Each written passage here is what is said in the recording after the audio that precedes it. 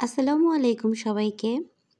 আশা করি আপনারা সবাই ভালো আছেন অ্যান্ড আমিও আলহামদুলিল্লাহ ভালো আছি।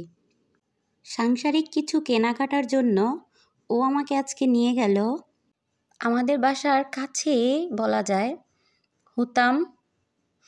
অবশ্য এই মলটার নাম ছিল হুতাম।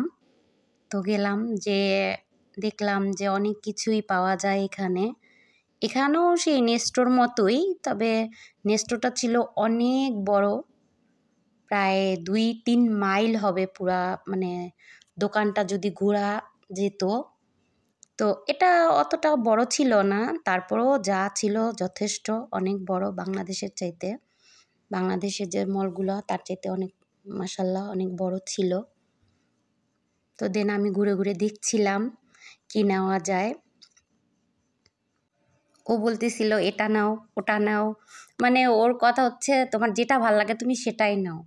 তা আমার কথা হচ্ছে যে না, আমি এখন সব নিব না, আমার এখন অতি প্রয়োজনীয় যে জিনিসটা সেটাই শুধু আমি নেব। তো এখানে দেখলাম অনেক চকলেট, বিভিন্ন ধরনের চকলেট ছিল। তা আমি বললাম যে এখন নেব না, বাংলাদেশ যাওয়ার টাইমে তখন আমি আমার সিদ্দিকার জন্য চকলেট নিয়ে যাব, আমার ভাইয়ের ছেলের জন্য ইনশাআল্লাহ। তো তখনও আপনাদেরকে ভিডিও করে ইনশাআল্লাহ দেখাবো।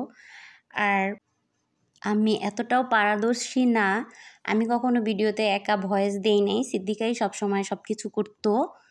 তো আমার মেয়ে যেহেতু বাংলাদেশে, এখন আমি এখানে আসতেছি, ভিডিও করতেছি টুকিটাকি, এর জন্য আমাকেই মানে ভিডিওতে ভয়েস দেওয়া লাগছে। জানি না কীরকম হচ্ছে, তারপরেও আমি চেষ্টা করছি। তো আপনারা আমার পাশে থাকবেন, আমাকে সাপোর্ট করবেন। আমার পেজে, মানে আমার সিদ্দিকার ব্লগ পেজে ফলো দিয়ে রাখবেন। দেন আমাদের একটা ইউটিউব চ্যানেল আছে সিদ্দিকা অ্যান্ড মম, সেটাতে সাবস্ক্রাইব করবেন। আশা করি সবাই আমাদের পাশে থাকবেন ইনশাল্লাহ। 2023 সালের 9ই আগস্ট আমি সৌদিতে আসছিলাম আমার হাজব্যান্ডের কাছে। তখন আমাদের পেজ ছিল না, তো তারপরে আমাদের পেজটা চালু করা হয়। তো এখানে জমজমের পানি, তো আমাদের মোটামুটি কেনাকাটা ডান, আমরা অনেক কিছুই নিয়েছিলাম এখান থেকে। তো এখন আমরা বাসায় যাব। এই বাসার সামনে চলেও আসছি। ও আবার আমাদের বাসায় যাওয়ার পরে খাবারের একটা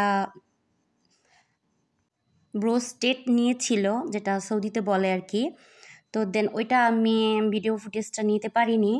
যাই হোক, বাসায় আমরা উঠছি। তো এখানে সিদ্দিকাকে মিস করছি, আর ওইখানে থাকলে ওকে মিস করতাম। যাই হোক, আজকের ভিডিওটি এই পর্যন্তই। আল্লাহ হাফিজ।